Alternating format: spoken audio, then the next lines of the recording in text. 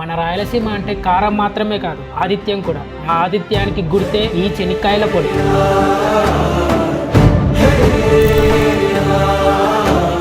ప్రతి రాయలసీమ వాడి ఇంట్లో ఒక డబ్బా చెనిక్కాయల పొడి తప్పకుండా ఉంటుంది. ఆకలేసినప్పుడు వేడి వేడి అన్నంలో ఒక చెంచా పొడి, పైన నెయ్యి చుక్కలు, అంతే.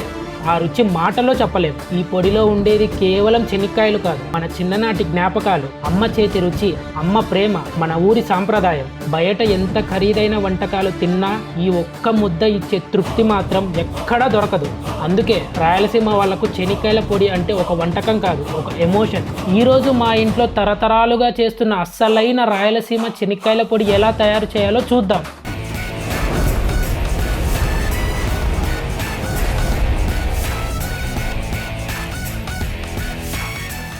ముందుగా ఒక కప్పు చెనిక్కాయలు తీసుకోండి. ఈ రెసిపీలో రుచి మొత్తం ఈ ఒక్క స్టెప్ మీద ఆధారపడి ఉంటుంది. చెనిక్కాయలను లో ఫ్లేమ్లో మాత్రమే వేయించాలి. చాలామంది త్వరగా అవ్వాలని హై ఫ్లేమ్లో వేస్తారు, కానీ అలా చేస్తే బయటకు మాత్రమే రంగు మారుతుంది, లోపల మాత్రం పచ్చిగానే ఉంటుంది. అందుకే కొంచెం ఓపికగా నెమ్మదిగా కలుపుతూ వేయించండి. చెనిక్కాయల నుంచి మంచి సువాసన రావడం మొదలైతే అవి సరిగ్గా వేగినట్లే. ఇప్పుడు వాటిని ఒక ప్లేట్లోకి తీసి పూర్తిగా చల్లారనివ్వండి. అవి చల్లారేలోపు ఒక ప్యాన్ పెట్టి ఒక స్పూన్ నూనె వేయండి. ఇప్పుడు ఇందులో 8 నుంచి 10 ఎండుమిరపకాయలు వేయండి. కారం మీకు ఎంత కావాలో దానికి తగినట్టు మిరపకాయల సంఖ్య మార్చుకోవచ్చు. దీంతో పాటు ఒక స్పూన్ ధనియాలు, అర స్పూన్ జీలకర్ర కూడా వేసి మీడియం ఫ్లేమ్లో 3 నుంచి 5 నిమిషాలు వేయించండి. మసాలా నుంచి వచ్చే ఆ సువాసనే ఈ పొడి రుచికి ప్రాణం. బాగా వేగిన తర్వాత స్టవ్ ఆఫ్ చేసి పూర్తిగా చల్లారనివ్వండి. ఇప్పుడు ఒక మిక్సీ జార్ తీసుకొని ముందుగా వేయించిన మిరపకాయలు, ధనియాలు, జీలకర్ర వేసి మొత్తం పొడిలా చేసుకోండి.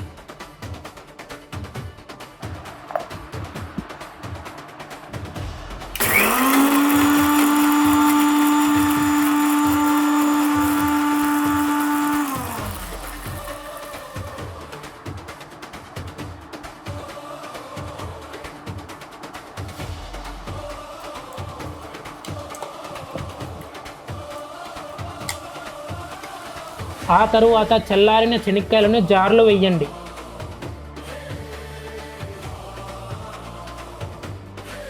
ఇప్పుడు 10 నుంచి 12 వెల్లుల్లి రెబ్బలు వేయండి. పొట్టు తీసివేసినా పర్లేదు, తీసుకోకపోయినా పర్లేదు. దాంతోపాటు ఒక స్పూన్ కల్లుప్పు కూడా వేయండి. ఇప్పుడు మళ్ళీ గ్రైండ్ చేయండి. చాలా మెత్తగా కాకుండా కొంచెం పలుకుగా ఉండేలా గ్రైండ్ చేస్తే రుచి ఇంకా బాగుంటుంది. అంతే, గుమగుమలాడే అస్సలైన రాయలసీమ చెనిక్కాయల పొడి రెడీ. ఈ పొడి వేడి వేడి అన్నంలో నెయ్యితో కలిపి తింటే ఆ రుచి జీవితాంతం గుర్తుండిపోతుంది. ఇడ్లీతో, దోశతో, ఉగ్గానితో తిన్నా అద్దిరిపోతుంది. ఒక్కసారి ఈ విధంగా చేసి చూడండి, మార్కెట్లో దొరికే పొడి మళ్ళీ కొనాలనిపించదు. మరిన్ని రెసిపీస్ కోసం కడప కిచెన్ ఛానల్ని సబ్స్క్రైబ్ చేసి సపోర్ట్ చేయండి.